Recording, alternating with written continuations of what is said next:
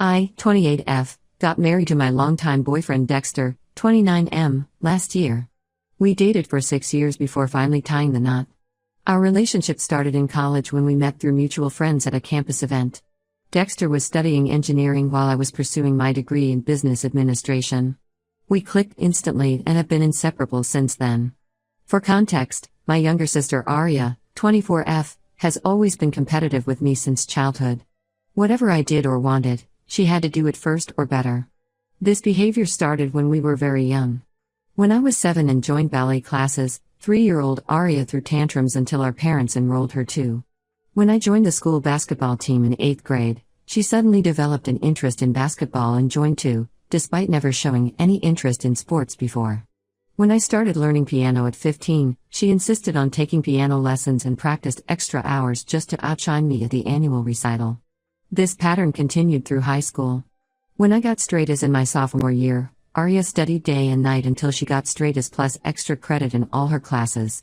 When I got accepted into the state university with a partial scholarship, she worked herself to exhaustion to get into an Ivy League school with a better scholarship. Our parents always encouraged this behavior, treating Aria as their golden child who could do no wrong. When we were kids, if I complained about Aria copying everything I did, my parents would say I should be flattered that my little sister looked up to me so much. As we got older, they praised her relentlessly for everything while my achievements were often overlooked or treated as expected. They spent thousands on her Ivy League education while I had to work part-time jobs to help pay for my state university tuition. When I started dating Dexter in college, it didn't take long for Aria to find out about him through social media. Within months, she started dating his younger brother Kenneth, 26M. It felt like she was trying to copy my life yet again. Kenneth was still in his final year of high school then, and their relationship seemed forced from the start. But our parents thought it was adorable that the sisters were dating brothers. Over the years, Dexter and I built a solid relationship. We supported each other through college, our first jobs, and the struggles of early adulthood. When we moved in together after graduation, our parents disapproved, saying we were living in sin. But when Aria moved in with Kenneth right after he finished high school, they called it romantic. Last year, when Dexter and I announced our engagement, my grandparents were overjoyed. They had been waiting for their first great-grandchild, and naturally, everyone assumed we would be the ones to give them that joy since we were getting married. My grandmother even gave me her antique cradle, saying she hoped to see it filled soon. This didn't sit well with Aria. She couldn't stand that I was getting all the attention for once. During our wedding planning, Aria tried multiple times to overshadow us. She pushed Kenneth to propose, but he wasn't ready. She suggested having a double wedding, which we firmly refused. She even tried to wear white to our wedding until our grandmother put her foot down. 2 months after our wedding, during a family Sunday dinner, Aria announced she was pregnant. Kenneth looked shocked and uncomfortable during the announcement, almost dropping his fork when she said it. Later, we found out through mutual friends that Aria had deliberately gotten pregnant without discussing it with Kenneth. She had stopped taking her birth control without telling him, just so she could have the first grandchild in the family. My parents were ecstatic about becoming grandparents. They completely forgot about our recent wedding and shifted all their attention to Aria's pregnancy. Every family gathering became about her baby shower plans or nursery ideas. My mother spent hours shopping for baby clothes while my father started setting up a college fund for the baby. My grandmother's antique cradle, which had been given to me, was suddenly moved to Aria's apartment because she needed it more. Kenneth confided in Dexter during a brother's night out that he wasn't ready to be a father. He had just started his career in IT and wanted to focus on that first. He felt trapped and manipulated but didn't know how to express this without seeming like a bad guy. But Aria manipulated him into staying, saying their baby needed both parents. She even moved in with him at his parents' house, claiming they needed to start living like a family. The real problems started after the baby was born. Aria quickly realized that having a baby wasn't just about getting attention and cute photos for social media. She struggled with the simplest tasks like changing diapers or waking up for night feeds. Kenneth tried his best but he was equally unprepared. They both started showing signs of being overwhelmed. Aria would call our mother at 3 a.m. crying about how hard everything was, and Kenneth started staying late at work to avoid coming home. Last week, my parents invited Dexter and me for dinner. We thought it was just a regular family dinner, but we were wrong. They had invited Dexter's parents too, which should have been our first red flag. As soon as we sat down, my mother started talking about how stressed Aria was with the baby. She mentioned how Aria needed time to figure out her life and career and how the baby was making it difficult for her. She talked about how Aria's mental health was suffering and how she needed a break. Then came the shocking part. My parents suggested that since Dexter and I were stable, mature, and had been married longer, we should take the baby and raise it as our own. They said this way we wouldn't need to try for our own child, and Arya could focus on her life. I was speechless. They were asking us to take on someone else's child just because the actual parents weren't ready for the responsibility they had purposely taken on. Now both our families are pressuring us to reconsider. They keep saying we're being cruel by not helping Arya when she needs us. But Dexter and I refuse to let them manipulate us into taking on a responsibility that isn't ours. We didn't ask Arya to get pregnant, and we certainly didn't ask her to use her pregnancy as a way to steal attention. This isn't a used car we're talking about, it's a human being. You can't just hand off your child because parenting turned out to be harder than you expected. Update 1: The situation has gotten worse since my last post. Yesterday, Arya and my mother showed up at my workplace during lunch. I work at a marketing firm in the city, and they somehow found out my lunch schedule. They cornered me in the parking lot as I was walking to my car to grab lunch, demanding that I listen to their proposal. As soon as they approached me, I knew this wasn't a casual visit. Arya looked like she hadn't slept in days, with dark circles under her eyes. She started crying about how she and Kenneth weren't ready for parenthood and how they needed more time to figure things out. She kept saying she felt trapped and overwhelmed, that she never expected motherhood to be this hard. My mother then revealed their new plan. They suggested that Dexter and I could take the baby for a trial period of 6 months. If things didn't work out, they would find another solution. According to them, this would give Arya and Kenneth time to get their lives in order while ensuring the baby was well cared for. They had even drafted a temporary custody agreement, which they pulled out of their purse right there in the parking lot. When I refused again, Arya became hysterical. She screamed that I was ruining her life and that if I really loved her, I would help her. She accused me of being selfish and spiteful, saying I was refusing just to punish her. Several of my co-workers who were also on their lunch break stopped to stare at the scene she was creating. My mother tried a different approach. She brought up how I had always wanted children and suggested that maybe this was God's plan, that I was meant to raise Arya's baby instead of having my own. She said that sometimes blessings come in unexpected ways, and this could be our chance at parenthood. The audacity of her statement made my blood boil. I told them both to leave before I called security. Later that evening, around 7 p.m., they showed up at our house with Kenneth's parents. They had obviously planned this ambush, thinking they could pressure us if they all came together. Thankfully, Dexter was home. When they started their emotional manipulation again, he firmly asked them to leave. They refused, saying they wouldn't go until we agreed to their demands. Kenneth's mother started crying about how her son's life was being ruined, as if he had no part in creating this situation. My mother joined in, saying how Arya was suffering from postpartum depression and needed support. They made it sound like taking their baby was the only way to help her, completely ignoring the existence of actual medical and psychological help. That's when Arya dropped the bombshell. She and Kenneth had already booked tickets to Europe. They were planning to leave the baby with us whether we agreed or not. She thought if they just left the baby, we would have no choice but to take care of it. She even had a whole plan worked out. They would drop the baby off for babysitting and then catch their flight, leaving us with no option but to step up. I was shocked at her selfishness and immediately told her that if she abandoned her baby, I would call CPS. I made it clear that child abandonment was a crime, and I wouldn't hesitate to report them if they went through with their plan. This threat seemed to shake them all. My mother started begging us not to involve authorities, saying it would ruin Arya's life and future career prospects. Kenneth's parents joined in, promising to increase Dexter's inheritance if we agreed. They even offered to buy us a bigger house and a new car if we would take the baby. But we stood firm. We told them all to leave or we would call the police for trespassing. The look of shock on their faces when they realized we were serious was almost comical.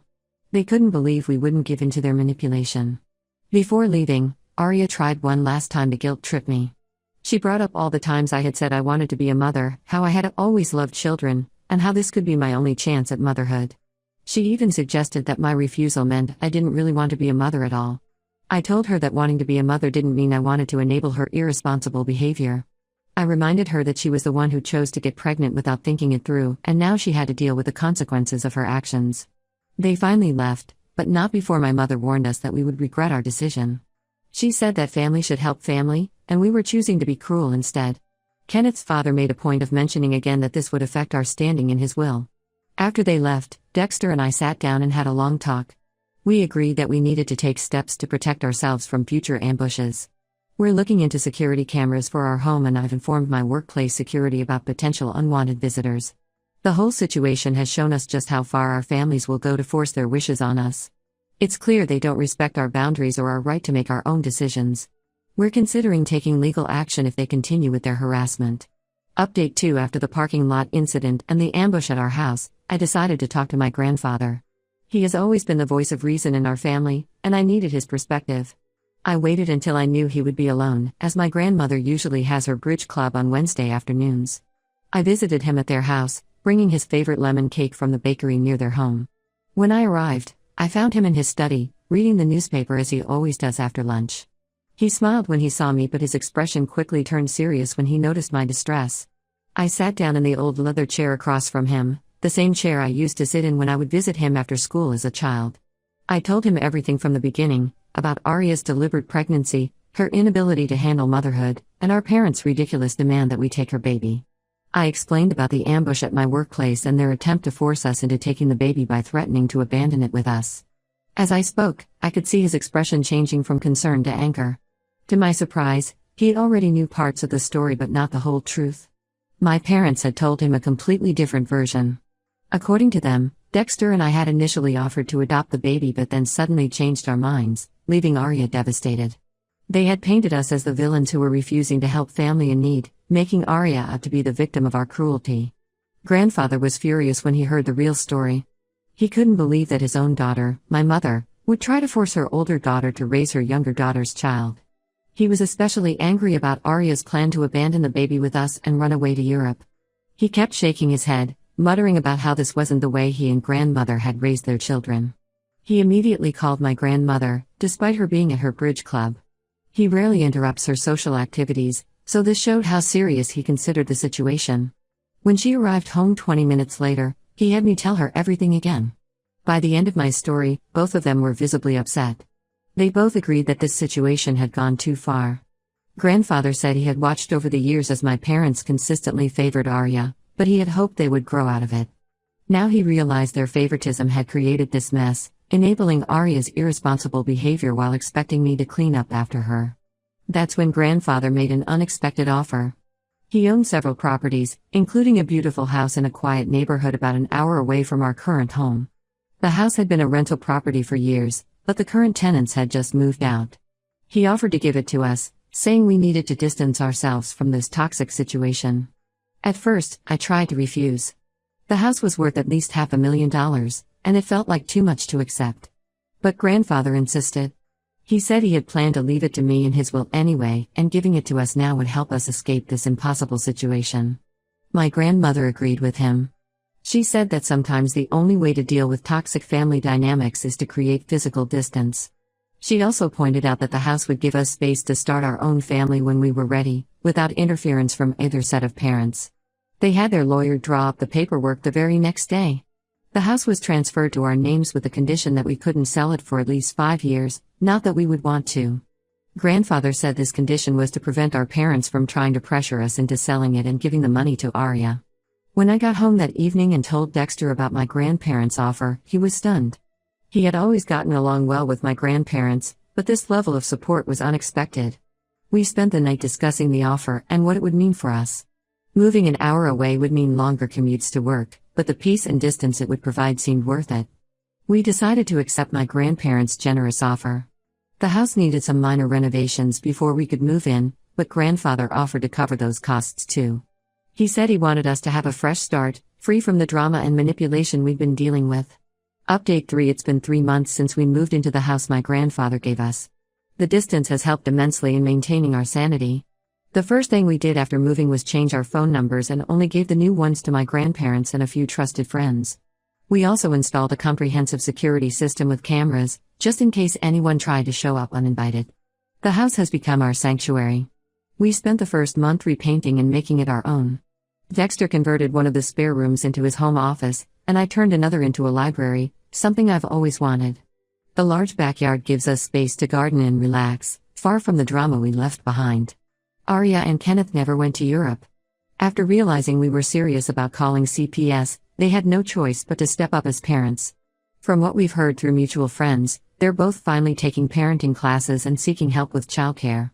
Kenneth's parents stopped threatening us with the inheritance when they realized we weren't going to change our minds. My mother still tries to reach us through mutual friends. She sends messages saying we're being childish by moving away and that we're breaking up the family. She even tried to get my work email address to contact me, but thankfully my company respects employee privacy. Last week, she sent a letter through one of my cousins, claiming that Arya was depressed because of our actions and that we were being cruel by not helping her. My father hasn't made any direct attempts to contact us, but he's been telling everyone who will listen that we abandoned the family when they needed us most. He's trying to paint us as the villains in this story, but most people who know the whole truth understand why we had to distance ourselves. My grandparents have been our biggest supporters through all this. They regularly visit us in our new home and have made it clear to everyone that they stand by our decision. Grandmother even told my mother to stop trying to contact us until she can respect our boundaries. This caused a huge fight between them, but my grandmother stood firm. Dexter's parents eventually apologized for trying to manipulate us with the inheritance threat. They sent a letter acknowledging that they were wrong to try to force us into taking Arya's baby. However, we're still keeping our distance. One apology doesn't erase months of manipulation and pressure. The whole experience has shown us who truly cares about our well-being versus who just wants to use us to fix their problems. We're finally at peace with our decision and looking forward to starting our own family when we're ready, on our own terms. Last week, we heard that Arya and Kenneth are finally attending couples counseling and parenting classes. While we're glad they're getting help, we have no plans to reconnect anytime soon. The trust has been broken, and it will take more than a few months of good behavior to rebuild it. For now, we're enjoying our peaceful new life. We've made friends in our new neighborhood, joined a local community garden, and are planning to adopt a dog. Sometimes the best way to deal with toxic family dynamics is to create enough distance to build your own happiness. That's exactly what we're doing, and we have no regrets about our decision.